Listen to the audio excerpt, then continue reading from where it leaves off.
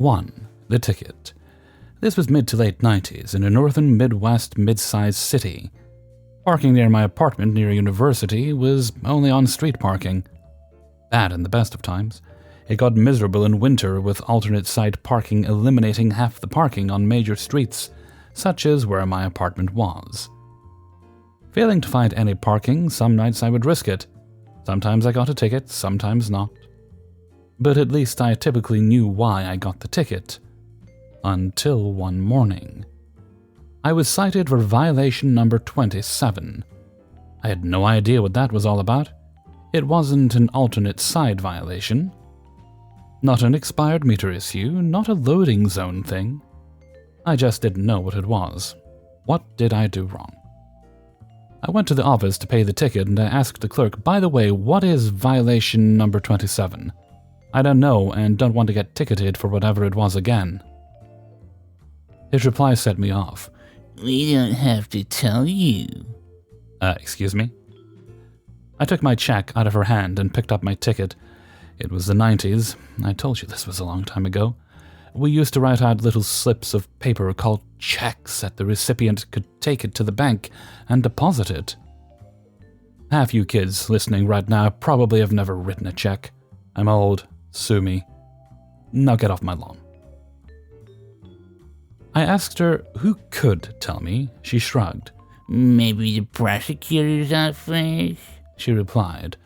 I left, ticket unpaid. I stopped by the prosecutor's office, ticket in hand, to ask. I apologized to the receptionist for such a ridiculous waste of time. I just wanted to know, and she rolled her eyes at me. I got nowhere there. Digging in my heels, doing legal research. For a poor recent college grad, I certainly wasn't going to waste my money with a lawyer, but was hard-headed enough to want to know what violation number 27 was before I paid it. I resolved to go to the public library and pull out the law books with the city ordinances and state statutes. Library, a physical building with actual printed books where people used to go to have to look up information. Before everything was online. I'm old, I told you. Also, stay off my lawn. I settled in, flipped through the pages, cross-referenced ordinances and statutes, and found something interesting. Possibly it was very interesting. I checked the court date on the ticket and made up my mind. I would damn well fight City Hall. Court time. I showed up in court. Some paperwork was handed out to those of us who were present. Just before it was my turn, the prosecutor graciously offered to let me pay the ticket plus the court costs to make this go away. It's a damn parking ticket. I'm already here. Why bother? After waiting my turn, I stepped before the judge. The judge said a few things, the prosecutor said a few things, and then it was my turn. Your Honor, I move to dismiss the ticket based upon a due process violation on the 14th Amendment. I think that prosecutor might have gotten whiplash, her neck snapped so fast. I told my story. I just wanted to know what violation number 27 is. I looked. It's not in the law books, not in the city ordinances. I am being charged with something without being told what it is. And the judge smiled a bit, turned to the prosecutor and said, I've been waiting for someone to bring this up. The prosecutor's jaw dropped. Your Honor, I went on, state statute requires certain elements to be on any citation for it to be valid. Among those things is a citation or statute or ordinance. And there are a couple of other issues with the ticket. It does not conform to the statutory requirements for a citation. The judge turned to me and asked if I had the ticket. Yes, ma'am, I do. And she asked if I had the paperwork that was handed out when I arrived in court. I did. And then the good judge took a few moments to walk us through that paperwork to show that neither the parking ticket nor the paperwork contained the requisite statutory elements for a citation or summons. Then the judge advised she would take the matter under advisement. The verdict. A few weeks later, I got a big manila envelope in the mail with the judge's order. In clearly written legalese, she went step by step through my argument, the requirements in statute and ordinance, and utter failure of the city to write a single valid parking ticket on their standard form in many years. Years ago, parking enforcement officers actually took a pen to physically write in ink on a 3-part pre-printed parking ticket form. Barbaric, I know. They didn't have handheld computers to print them out. This was just a few years after we figured out that banging 2 rocks can make a spark to start a fire. I told you I'm old. And what did I tell you about staying off my lawn? She detailed that the city, to allow their parking enforcement officers to write tickets faster, used their own list of violation numbers. Expired meter is number 1, no parking zone is number 2. That do not correspond to any section numbers of the statute or ordinance. If you didn't have the list, you just might not know. And the judge threw out my parking ticket as a due process violation of the 14th Amendment. Oh, and that violation number 27 was parking too close to a handicap ramp.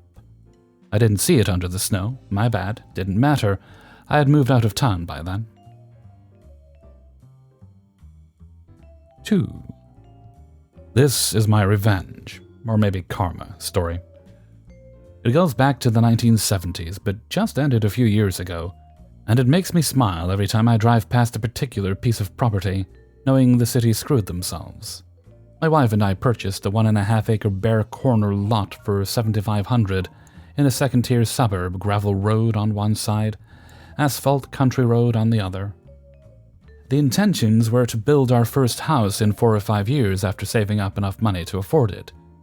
The planning and zoning people we talked to before purchasing the lot assured us the roads wouldn't be improved, to use their exact words, in our lifetime. Lo and behold, 4 years later, we were assessed $4,500 because a housing developer purchased all the land around us to build a huge housing subdivision. I'm unsure how many lots, but well over 100. With that kind of density, curb, gutters, sewer, water, and paving were required, so the developer pushed through the Planning Commission and the City Council a project to get this done, with each property owner assessed their portion based on frontage. Since ours was a corner lot, we got hit twice, assessed per lineal frontage foot for each of the 2 sides of the lot. To make matters worse, after the city took land easements from us, required to widen the road and install the improvements, our lot size was reduced by almost half an acre to 0.98 acres. When they presented the easement paperwork for signature, I took it to my attorney to review. And his first question was how much were they offering in compensation? They offered nothing. They were hoping the whole process would just be processed without the issue of payment coming up. When confronted with this omission, the city's reply was, "We don't usually pay for these easements. Your neighbors didn't ask for payment." My neighbors were not assessed nearly as much as me, and to the best of my knowledge, didn't hire a lawyer to review the paperwork. To make a long story short, I ended up negotiating a $4,500 payment, but there is more. My lawyer also said real estate cannot be assessed, no matter how much it cost the city, for more than the increased market value of the lot after the assessment. So we sued. After several attempts to sell the lot for $45,000 with no takers, it was appraised at a substantially lower value, and we won a settlement from the city, reducing the assessment to only $13,500. But there is still more. Remember, this all happened in the 1970s. The amounts would be more than triple in today's dollars. To recoup some costs, I presented a development plan to the city council to put 6 small rental units, attached row houses, on the property, because the existing R1 single-family zoning wasn't feasible anymore, and it was now on a corner with higher traffic. My proposal was shot down on multiple occasions, even after revisions were made at the request of the city planner to bring everything within zoning ordinances. It turns out the Planning Commission and City Council resented having to pay for the easement several years back, and that there was a domino effect when the neighbors heard the city pay me, they also wanted to be paid. Several attempts were also made to get the lot rezoned commercial to build a gas station, fast food restaurant, or similar business, but they were all shot down. I ended up donating the lot to a non-profit that builds houses for the homeless, similar to Habitat for Humanity. Very generous market value appraisal gave me a huge income tax deduction, allowing me to almost break even. Now the rest of the story. The organization the lot was donated to went bankrupt. I know this because the city started to come after me for unpaid property taxes on the land in the early 1980s. until it was proven to them title to the lot was transferred to the non-profit several years previously. The lot stood vacant for 40 years, being maintained by the city. We still live in the neighborhood, and I chuckled over the years every time I drove by it with the family. 2 years ago, I noticed the city finally sold it, and what appears to be a 4-unit residential building was constructed. The Revenge and Karma. The 6 small rental units I wanted to build 40 years ago would have been valued at the time at $500,000. Had the city allowed construction when first requested in the late 1970s, the 6 units would have an assessed market value today of $1.5 million, based on the market value of similar units in the area, 6 units at $250,000 each, actually on the low side. With an average assessed value over 40 years of $1 million at a 1.32% average property tax rate, the city lost $528,000 in tax revenue because the city council didn't want to pay me $4,500. 3. I'll keep the details as vague as possible because I'm still with this organization. I work for a government department. We have offices and locations all over the state. I'm based out of a city that's about 2 and a bit hours train ride to our head office. At the time, I was working in a team that had members working remotely all across the state, looking after policy, process, and quality assurance. Our old manager has gone and gotten himself promoted for being genuinely brilliant at his role. So our new manager, Steve, was hired in from the glorious world of banking, and he was here to whip us lazy public servants into shape. A few days after he began his role, he called us all to a teleconference to inform us he wanted us all to be at head office 8 a.m. tomorrow morning for an all-day in-person team meeting. He wanted to see us in meat space to size us up, understand what we were doing, and see where we weren't keeping up with the private sector. As I mentioned, due to the nature of the work we were doing, we were all across the state. So in-person whole team meetings were rare, and if they occurred at all, they were booked weeks in advance. We were all adept at video conferencing long before COVID. Some of us tried to tell our new high-flyer manager that almost none of us were in the same city as him, and to be there in such short notice would mean travel expenses, meal allowances, overtime, etc. He didn't seem to care, and told us in no uncertain terms to just be at head office tomorrow at 8 a.m., before abruptly hanging up. Now I should explain something. I'm one of a handful of union delegates in our department. I know our award back to front. Specifically the sections dealing with travel, allowances, and overtime. So I engaged malicious compliance mode. If Steve wanted us there, fine, but it'll cost him. So I quickly went about emailing my team what Steve had done by requiring us to be in head office at 8 a.m. and what to do. Because we'd have to travel outside normal work hours, our workday clocks started ticking the moment we left our homes, and only stopped once we got home. Some of our team traveled overnight. They were entitled to overtime to travel, a dinner allowance and accommodation for the night, and the same returning. As someone traveling in the morning before 7 a.m., I was entitled to a breakfast allowance, lunch allowance, and if I got home after 9 p.m., a dinner allowance also. So I left my house at 5 a.m. to catch the only train that would get me there in time. The train was running slightly behind, but I made it in time. So, my first 3 hours of workday down and I'd done no work. After a brief period of us introducing ourselves to Steve, he proceeded to spend the next 4 hours telling us about all the things he did at the bank. How he made so much money for them, where they'd sent him as a holiday bonus, how we were all stuck in the past in the public service, the work he'd seen wasn't up to private sector standards, etc. He had all the cocksuredness of a finance bro who had always failed upwards because others had picked up his slack. By 3 p.m., my entire team were into overtime pay territory, and Steve was just warming up with his non-charm offensive. Another 3 hours go by, with Steve verbally patting himself on his back, deeply in love, hearing his own voice. But all I hear is cha-ching, cha-ching. Steve decided that 5 p.m. was a good time to finish up. He stopped mid-sentence, looked at his watch, and unceremoniously said, "That's all for today, go home now," and walked out. After I and a few others gave a few awkward shrugs to each other, we all packed up and started to make our separate ways home after doing no work all day. I myself got to the train station pretty quickly and saw a train was leaving soon that would get me home around 8 p.m., or I could catch the all stations train and get home closer to 9:30 p.m. You know what? No matter how fast I could run, I just couldn't catch that earlier train. Damn. I'd just have to catch the all stations train and be on the clock for another hour and a half, plus have my dinner paid for. Such rotten luck. I submitted my claims the next day, 4.5 hours at double rate, my train tickets, my taxi fares to and from the station, my breakfast, lunch, and dinner allowances. For me alone, it was close to a $500 expense claim.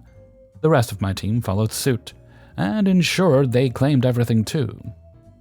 Steve tried to fight us on approval for the claims, but quickly learned that unlike in the world of banking, most public servants are union, and we'd raise living hell if he denied our award-guaranteed allowances. His all-day Steve Fest symposium blew a good 6,000 hole in his budget. Needless to say, while Steve was our manager, he never required us to attend an in-person meeting again. Video conferencing was just fine. He only lasted 6 months before leaving for new opportunities. He just went back to his old job at the bank. Guess he was the one who couldn't keep up. 4. A bit of background. I drive for a certain bus company named after a racing dog, and there are very specific rules to be followed when you're a passenger. This includes no marijuana, CBD, or anything like it when riding, due to federal regulations. The main thing is no buying or consuming alcohol of any kind until you reach your final destination. This particular day, way back when, I'm covering for another driver who couldn't make his normal run from Dallas to Laredo, then back the next day. I was a few minutes late getting to the station in Laredo for the return trip and had never made the run before, so everything is brand new to me. I get to the station and start checking the bus for safety, when the previous driver comes up to me with the station manager. The driver doesn't speak much English, so the manager translates that he thinks a passenger is drinking on the bus. I acknowledge this information and vow to keep watch for the bottle. So I pull the bus out of Laredo, heading to my first stop in San Antonio. Instead, I run into a border enforcement stop where an idea hatches in my mind. The rules for the company are that you can't search anyone's belongings, no matter what. They also say that you can't ask the police to search without probable cause. But they also say that if an officer and law enforcement official sees something against policy, and they can bring it to your attention, then you can act accordingly. So Border Patrol agents come up to the bus to check over everyone's passports and visas. When I pull the senior agent to the side, I ask him to inform me if his agents find anyone who looks like they might be intoxicated, but not to do anything else. This agent apparently knew why I would ask and happily agreed. So they finish checking, and he tells me exactly who and where the drinker is. I thank him and continue to San Antonio. When I get there, I ask everyone continuing to please show me their tickets for the rest of the trip. Lo and behold, the drunk comes up, clutching his ticket in a large brown paper bag. He stumbles into me, then rudely shoves his tickets in my face, saying, "This what you need, cracker." Now, I'm normally a pretty nice guy, but I unilaterally hate discrimination. On top of that, I was planning on just asking the guy to throw away the booze. So cue PettyRevenge. I smile and say that I need to check all of his tickets to be sure that he doesn't miss a connecting bus. I take his tickets and notice that his final destination is Dallas. I then tell him that the stop is usually 45 minutes long, and that he should grab a nap while he can.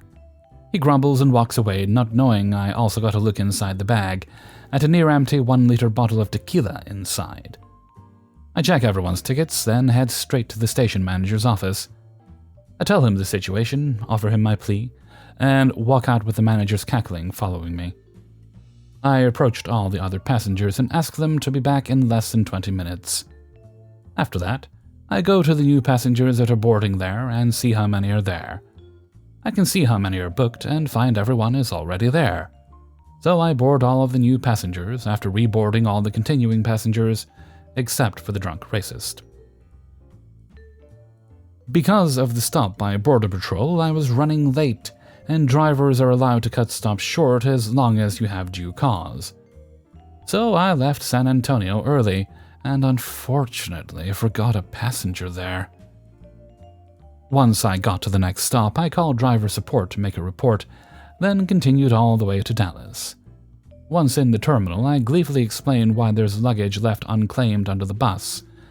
They laugh and take the bags to storage for unclaimed belongings. I take the bus to the maintenance center and went home. A couple of days later, I find out that the guy ended up getting arrested for assaulting a police officer. Turns out he had brought some less-than-legal souvenirs back across the border in his luggage, which the company was more than happy to turn over to the proper authorities. Maybe he should have stayed sober and been nicer to the driver. 5. The guy who bought my house screwed me over in many ways. Claimed he was a first-time buyer, so we were quite generous in accepting his offer price. Later, in the middle of moving our furniture from storage to our new place, he was delaying and delaying for weeks and not telling us the reason. Eventually, found out that he was waiting for the remortgage on his other property to come through.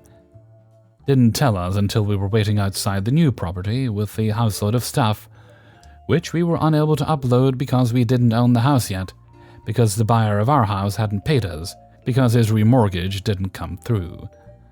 There was much more, but I'll keep it short. Cost us thousands in moving fees back and forth and months of pointless stress. So then it was time for revenge. Removed all of the light bulbs, removed all of the fuses from the fuse box, took all the labels off the keys for the house, and left them under a big unidentifiable pile, introduced bubbles into all the radiators and got rid of the pressure in the boiler, used a razor blade to invisibly separate the sealant of the bathtubs and sinks from the walls, salted the earth in the garden. Nothing would ever grow again. Just a little more explanation for the Americans. In the UK, you can make an offer on a house and have no legal obligation to complete the transaction up until the day that the contracts are exchanged. It is a shit system, and it means that people can literally decide to pull out of a deal 15 seconds before it's done with no consequences, known as gazumping. It also means you can put down offers on multiple properties just to knock them down and take them off the market and pull out of most of the deals whenever you like. In Belgium, where my partner's from, you make an offer, and that ties you in legally, so you have an obligation to go through unless there was some sort of false advertising. In our case, the guy strung us along for a total of 7.5 months.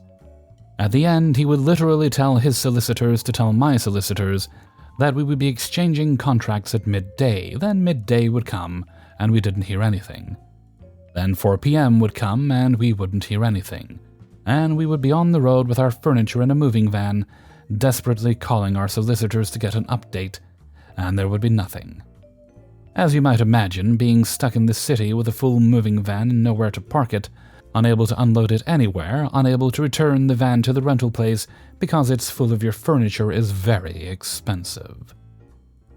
We were forced to take several weeks of unpaid leave in order to move, because the guy had told us we would be exchanging contracts on a certain day, then reneging on the date. Every day we sent multiple emails and made multiple calls to his solicitors, explaining that we would be getting our furniture in the van and driving it on exchange day, and asking him to confirm that it was definitely going to happen. And he would lie and say, yes, everything's ready, and then just silence again. We heard informally from the estate agent afterwards that the guy had put down offers on multiple properties and had been stringing some other poor sods along, as well as waiting for a remortgage that hadn't actually been approved at the time he made the offer, which was actually illegal on his part, although his solicitors would never admit that. Between the van and the hotels and unpaid leave we had to take off, we were probably down £8,000 by the end of the ordeal. I'm willing to accept I'm an asshole, and I'm willing to accept that there's some criminal damage. Good luck proving it. But the lesson remains. Don't fuck with people. You might be about to suggest I should just sue, but the fact of the matter is, here in the UK, suing people is not as much a part of the culture. We don't take people to court, we take them to school. And for those who might be thinking it's my fault for being stupid and moving before the contracts were signed, or not having the money to buy my new property first, that's just the way it is here. Almost every other country has a better system. Our UK system is awful. And you can't leave your stuff in the house until the contracts are exchanged. The house has to be empty. If it was an honest mistake on the buyer's part, hey, mistakes happen. But it was the repeated lying whilst knowing we were doing a 5.5-hour drive from Liverpool to South London with a van full of furniture and nowhere to put it that made me decide on revenge. Hey everybody, Hellfreezer here, and thank you very much for listening to Revenge is Ice Cream, episode 247. And thank you very much to everybody who allowed me to use their stories in this video. Before you go, please do poop the like button, and possibly, if you're feeling so inclined, share the video with friends and family members.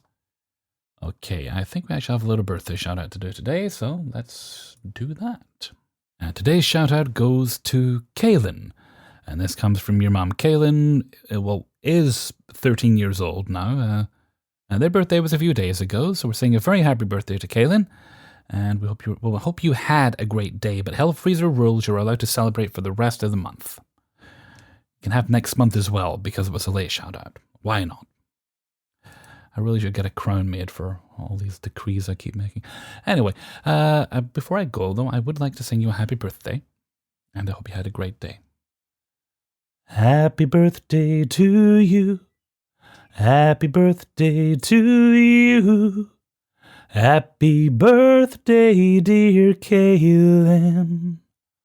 Happy birthday to you. And before we go, we'll have Hellfreezer's question of the day. And today's question is... Right, it's getting to that point in the season where I have to start being responsible and cutting the grass, trimming hedges, that sort of thing. I'm not really a fan of working in the garden, but... my house has a garden, so I have to maintain it. So I do. When, in your opinion, is the first month you should begin cutting your grass or trimming your hedges or whatever? I say late April, early May. The earliest I've done it is April, but I usually start around about May. Let me know what you think in a comment below. And with that, I'm going to head off for now. So until next time, thank you very much for listening, and take very good care of yourselves.